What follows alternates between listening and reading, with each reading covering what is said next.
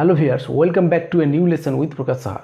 আজকের এই daily use common সেন্টেন্সের পর্বতেও আমি 6টি ডিফারেন্ট টাইপস সেন্টেন্স স্ট্রাকচার ব্যাখ্যা করব। সো এই সেন্টেন্স স্ট্রাকচারগুলো দিয়ে তোমরা অনেক সেন্টেন্স তৈরি করতে পারবে। তো নতুন দর্শক বন্ধুদের উদ্দেশ্যে আমি বলছি, যারা এখনও আমাদের আগের পর্বগুলি দেখোনি অথবা এই ভিডিওটি প্রথম দেখছো, তারা এই ভিডিওর আই বাটনে ক্লিক করে আগের বেশ কিছুটা পর্ব তোমরা দেখে নিতে পারো। এছাড়াও এই ভিডিওর ডেসক্রিপশন বক্সের মধ্যে আমি আমাদের যে ডেইলি ইউজ কমন সেন্টেন্সের প্রায় 19টা এপিসোড রয়েছে, সেই 19টা এপিসোডের লিঙ্ক আমি দিয়ে দেবো। সেখান থেকে তোমরা এই ভিডিওর শেষে ভিডিওগুলি দেখে নিতে পারো। আর অলরেডি আমরা 150 মানে 150টা সেন্টেন্স স্ট্রাকচার কমপ্লিট করে ফেলেছি। Okay, so let's start today topic.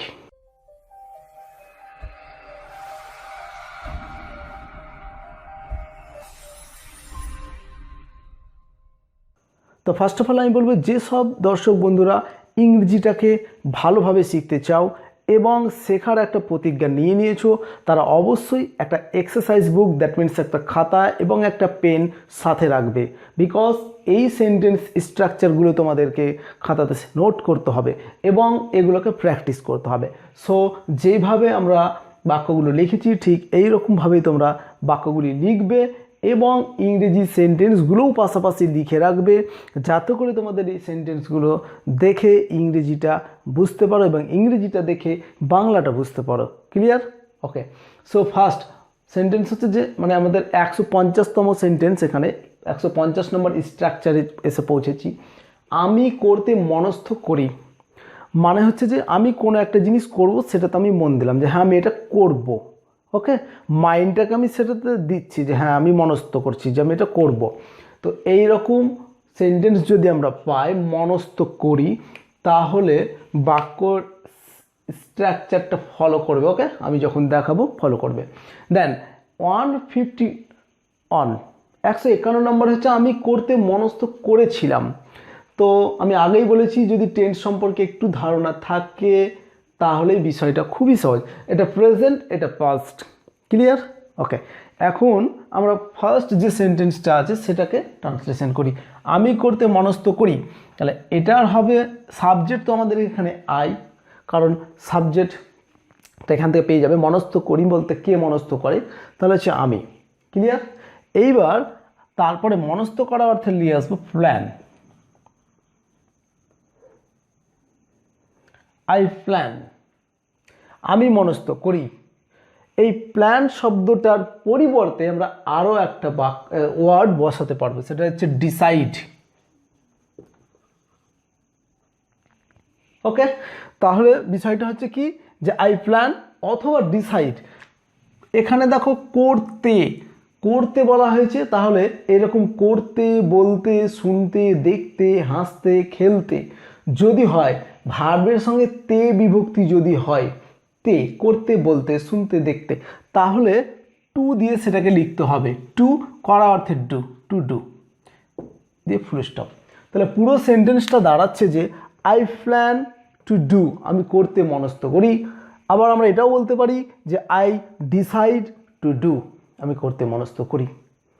ওকে, এবার আমরা এখানকার সাবজেক্ট অ্যান্ড ভার্বগুলো চেঞ্জ করে সেন্টেন্সের এক্সাম্পলগুলো বাড়াতে থাকবো। সে ফুটবল খেলতে মনস্থ করে, তাহলে ভালো করে একটু ফলো করো। সে ফুটবল খেলতে মনস্থ করে, তাহলে সে অর্থে এখানে আমরা কি ইউজ করবো? হি। তাহলে হি প্ল্যান্স, এখানে কিন্তু আর প্ল্যান হবে না, তখন প্ল্যান্স একটা এস যোগ হবে। আর ডিসাইড দিলে ডিসাইডস। ওকে, তাহলে হি decides to play football, say football খেলতে মনস্থ করে। তুমি একটা সিনেমা দেখতে বা দেখার মনস্থ করো, তাহলে you plan to watch a movie, you decide to watch a movie. Clear? Okay, Rahim একটা নতুন অ্যান্ড্রয়েড ফোন কেনার মনস্থ করে, তাহলে রোহিত, যে রোহিত বললাম তো, okay, Rohit plans to buy an Android phone, নতুন হলে অ্যান নিউ অ্যান্ড্রয়েড ফোন।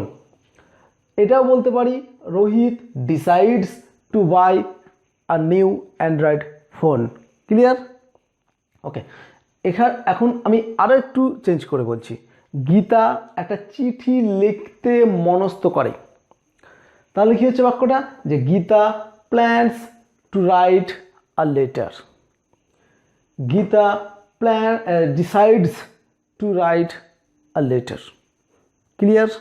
ওকে, এবার আমরা পাস্টের ঘরে চলে আসি। পাস্টের ঘরে আসলে কি হবে, দ্যাট মিনস নেক্সট পরবর্তীটাতে যেটা রয়েছে আমাদের, সেটা হচ্ছে যে আমি করতে মনস্থ করেছিলাম। তাহলে বাক্যটা এরকম হবে, প্ল্যানের পাস্ট ফর্মটা নিয়ে আসতে হবে আমাদেরকে। তাহলে প্ল্যান্ড, আই প্ল্যান্ড। আর ডিসাইড থেকে ডিসাইডেড টু ডু। বাক্যটা কি হচ্ছে, আই প্ল্যান টু ডু, আমি করতে মনস্থ করেছিলাম। আই ডিসাইডেড টু ডু, আমি করতে মনস্থ করেছিলাম। ওকে, আমি কলকাতা যাওয়ার মনস্থ করেছিলাম, বা আমি কলকাতা যেতে মনস্থ করেছিলাম। তাহলে হবে I planned to go to Kolkata, I decided to go to Kolkata. Okay, সে নতুন জামাটা পরতে মনস্থ করেছিল। তাহলে হি প্ল্যান্ড হয়ে যাবে, he planned to put on the new shirt. সে আমাকে ডাকার মনস্থ করেছিল। তাহলে হবে he decided to call me. তোমরা ইংরেজি শেখার মনস্থ করেছিলে। তাহলে কি হবে, you decided to learn English, বা you planned to learn English. Clear? Okay, পরবর্তী সেন্টেন্স, আমি করতে দৃঢ় প্রতিজ্ঞ। এখানে বাক্য চেনার পদ্ধতিটা দেখো, দৃঢ় প্রতিজ্ঞ। যদি কোনো বাক্যের মধ্যে এরকম পাই, আমি দৃঢ় প্রতিজ্ঞ, কোনো কিছু একটা কাজ করতে দৃঢ় প্রতিজ্ঞ যদি বোঝানো হয়, সে অর্থে আমরা এই বাক্যের যে স্ট্রাকচার হবে বা গঠনের যে ফরমেশনটা হবে বা ফরম্যাটটা হবে, সেই পদ্ধতিতে আমাদেরকে সেন্টেন্স তৈরি করতে হবে।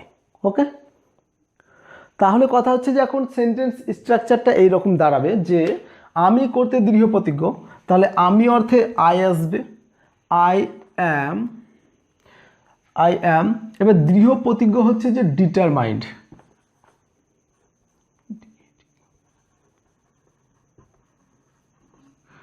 আই অ্যাম ডিটারমাইন্ড করতে, আমি তো বলেছি আগে, করতে টু ডু, যেতে টু গো, খেতে টু ইট। তাহলে এখানে হবে two.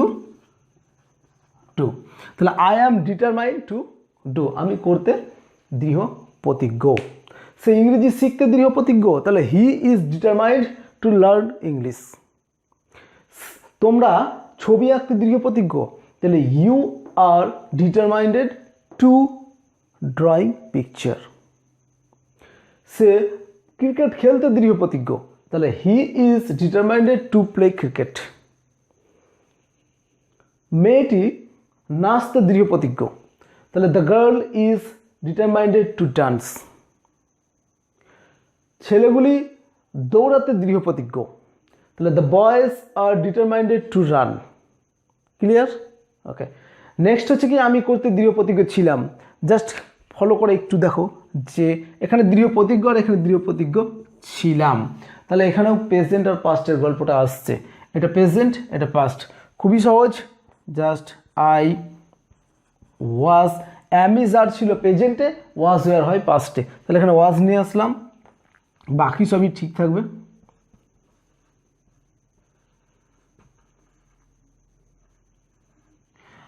I was determined to do, তাহলে আমি করতে দৃঢ় প্রতিজ্ঞ ছিলাম। তুমি জানালাটা খুলতে দৃঢ় প্রতিজ্ঞ ছিলে। বাক্যটা কি হচ্ছে, তুমি জানালাটা খুলতে দৃঢ় প্রতিজ্ঞ ছিলে। এই অর্থে বাক্যটা হবে যে you were determined to open the window.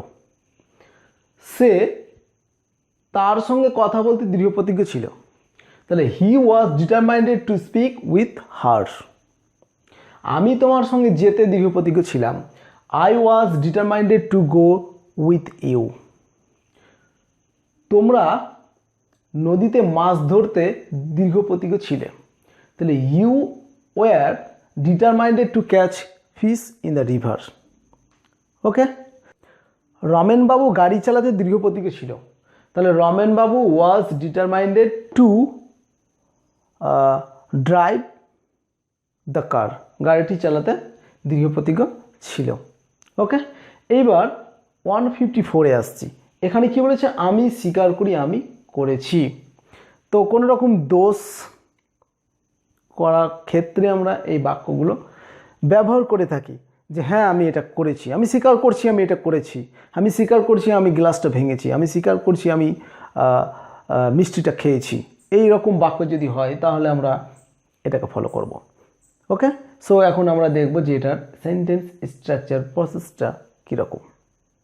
তো বাক্যগুলো এইভাবে তৈরি হবে যে সাবজেক্টটা নিয়ে আসবো প্রথমে আমি, যেহেতু তাই আই। এবার হচ্ছে যে স্বীকার করিটাকে আমরা একটু ভালো করে দেখে নিই। আমি স্বীকার করি আর পরবর্তীটাতে দেখো আমি স্বীকার করেছিলাম, এই দুটো দেখেই আমাদেরকে কিন্তু চিনতে হবে। বাক্যটাকে চেনার পদ্ধতি হচ্ছে এই দুটো ফেস, স্বীকার করি আর স্বীকার করেছিলাম, এটা প্রেজেন্ট এটা পাস্ট। তাহলে আই কনফেস, বা আর একটা লিখতে পারি সেটা হচ্ছে যে অ্যাডমিট,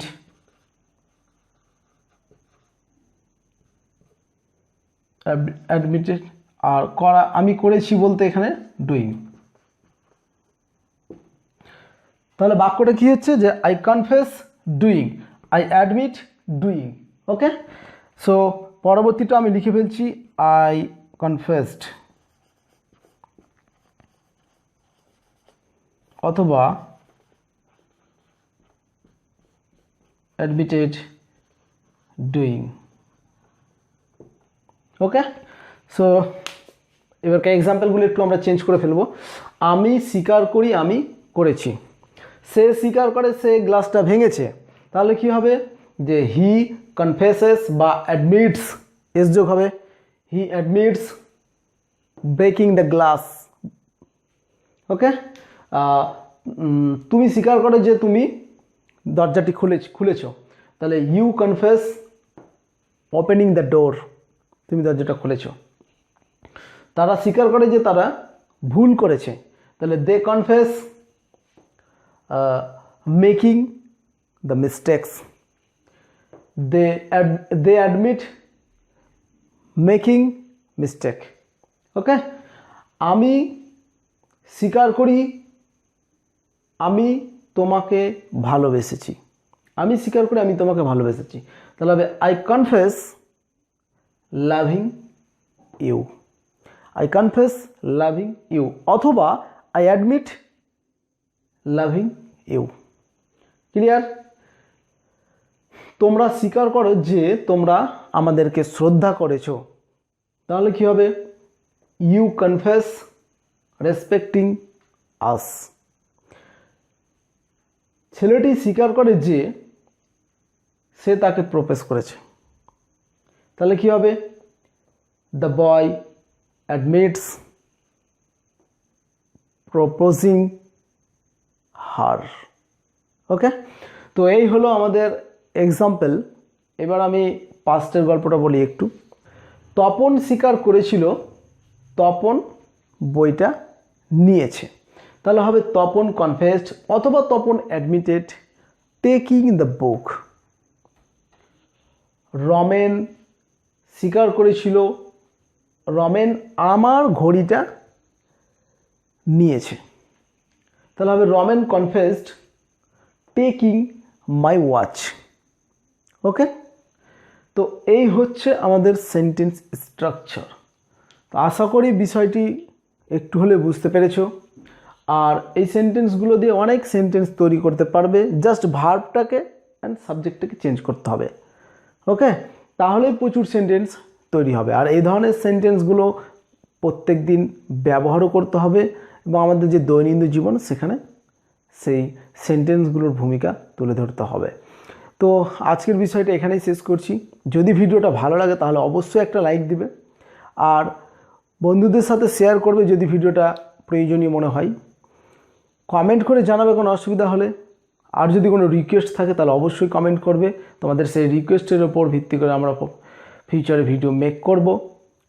আর আমাদের এই ইউটিউব চ্যানেলটাকে যদি এখনও সাবস্ক্রাইব করে না থাকো তাহলে please hit the subscribe button and press the bell icon so that you can get a notification whenever I will publish a new video. All the best.